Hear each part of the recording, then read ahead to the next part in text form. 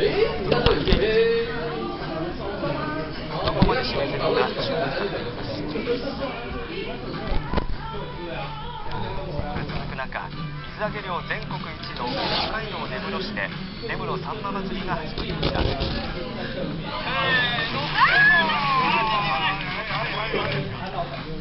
この祭りは今が旬のサンマの消費と販路の拡大を目指そうと毎年この時期に開かれていて、会場の根室港ではサンマのつかみ取りが行われました。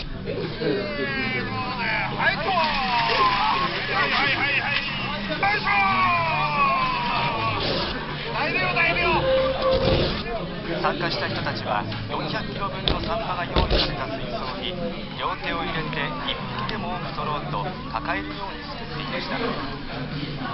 また会場には箱詰めにしたサンマの販売コーナーも設けられ、鹿より安いとあって訪れた人が次々と買い求めていました。毎年来て毎年買います。買って持って使ってます。みんな待ってるから。ここ数年進化しているサンマ漁は今年も序盤は記録的な不振となり、漁が復活した4月下旬以降は上向く兆しもあるものの、台風の影響などもあって予断を許さない状況だということです。根室さんま祭りは今日も開かれます。日本車の人気が高いロシア極東のガジを探し、車を滑らせながらカーブを進むドリフト走行の国際大会が開かれました。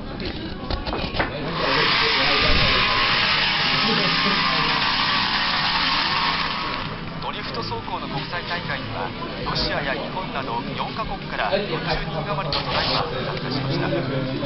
競技はスピードだけでなく高速で車を滑らせながらコーナーを進む際の角度なども総合的に評価するのが特徴です。日本車の人気が高いウラジオストクでは日本の中古車を改造してドリフトを始める愛好者が増えていて、今回参加した車のほとんどが日本車だということです。Хорошая возможность для развития туризма, хорошая возможность для открытия себе масштабное мероприятие уровня чемпионата мира уже в следующем году. では今日の天気です。沖縄と西日本は晴れるでしょう。東日本も朝晩は雲がやや多いですが、日中は晴れる見込みです。東北の北部と北海道は曇りや雨で、北海道の東部は明け方まで激しく降るところがあるでしょう。予想最低気温です。20度を下回るところが多いでしょう。長野と松江は15度の予想です。北海道も15度前後のところが多いでしょう。予想最高気温です。25度から30度前後のところが多い見込みです。北日本の日本海側は肌寒いでしょう。週間天気です。月曜日から水曜日は広い範囲で秋晴れが続くでしょう。太平洋側は台風の影響で波が高く注意が必要です。ニュース気象情報をお伝えしました。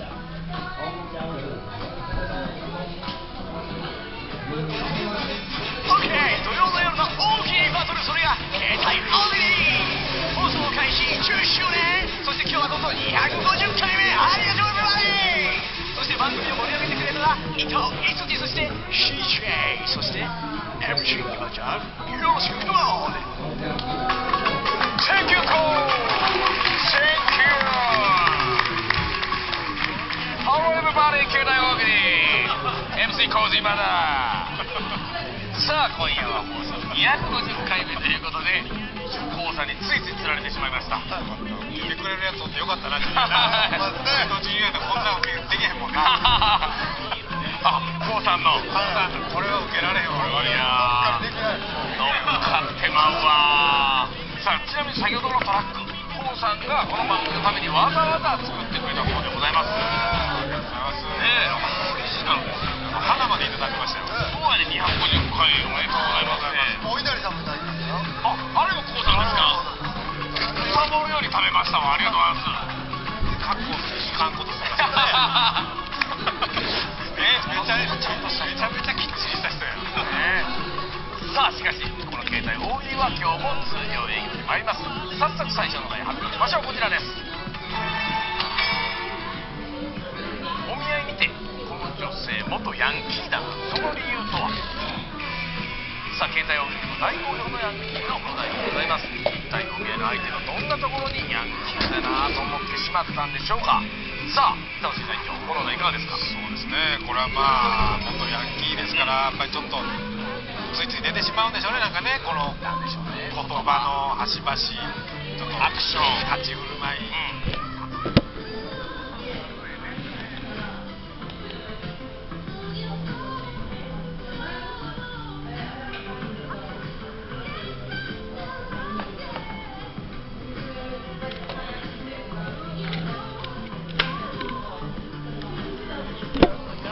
interesting things.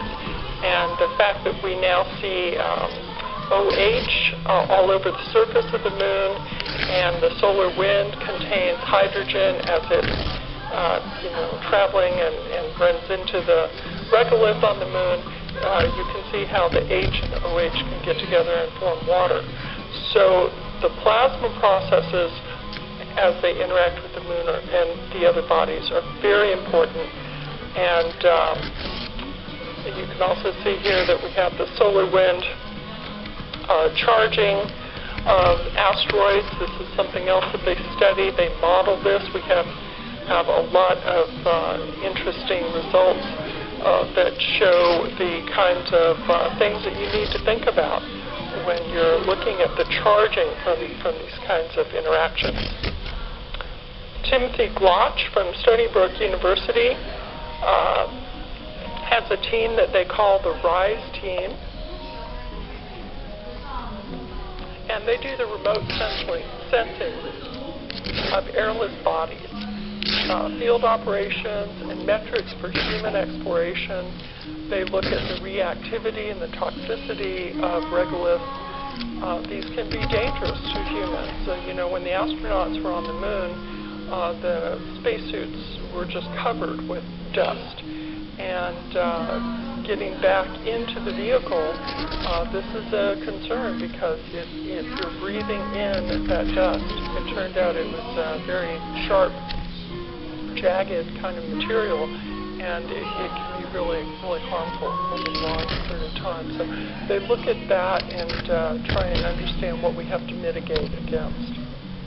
They also do synchrotron analyses of samples, and they look at volcanics and impact crater analog research, which means you go to places on the Earth that look like good analogs for places you want to go in space, and you try out some of your machinery and some of your techniques to see how they would best work. Okay, continuing on, Mihai Hirani from the University of Colorado, his institute team called Impact has developed the world's fastest dust accelerator, and this is open to the entire scientific community and exploration community so that people can take samples there, they can try out new experiments, and it's really going well. They're doing a lot of phenomenal work, and they have just built a new ion gun that simulates the solar wind so that they can extend this research even further. And here you can see the penetration and the charging studies that they do as well. Carly Peters from Brown University, her team does a lot of interesting stuff with the evolution and environment of whatever destination we're going to go to. But I'd like to really highlight the work that they've done on the moon, because I think one of the most exciting results that we've learned about the moon is the fact that it's so wet. Now, it's wet compared to what we thought it was. It's so dry. A few years ago, we thought we thought it was very dry. And it's maybe about as wet as the Sahara Desert, but that's still a lot wetter than what we thought. So to put it all in perspective, but the water is in very different locations, and that indicates it came from probably at least three different sources. And the one that we found inside the crater when we had the L-Cross mission, I'm sure many of you will remember that a few years ago in 2009. This was a mission that went to the moon, deliberately crashed into a crater, picked up, excavated a bunch of material, and then studied what the composition was. The L-Cross mission, which was developed at Ames, revealed that we had water ice in the bottom of the crater, the Cabeus crater. Well, that was great confirmation. We were all very excited about it.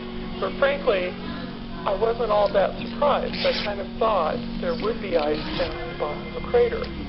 What I didn't expect was that we had water in the rocks that came up from deep inside the moon that the astronauts picked up. In the Apollo samples, it turns out some of those samples that they brought back contained glass beads, volcanic glass beads, that could protect the water inside it. And now, all these years later, we have the technology, we have the instruments to go back and analyze those samples in greater depth, differently, and that's where we found quite a bit more water than we previously thought. And then the third component of water I already mentioned to you, which is the OH that exists literally across the moon in very different terrain. And the interesting thing about that is that it seems to be replenished on a current cycle. This isn't just water that was deposited a long time ago, like deep in the crater, that happened a long time ago, and that's that. This is now. We think we're seeing actual replenishment in different scenarios, not the water coming up, but the one on the surface and also some of the craters. And that's fascinating to me, because that just changes a lot of the physics of what we thought was happening on the moon. And if we understand how it's happening on the moon, we then understand more about how it could happen on Earth and other bodies, other near-Earth asteroids that we might go to. Okay, so going on to a couple more of our teams, Silvatki runs a very interesting team out of the Southwest Research Institute in Boulder, Colorado.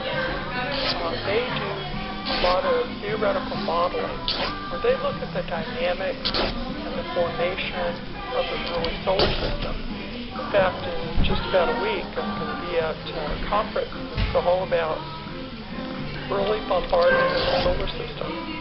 And they'll be talking about what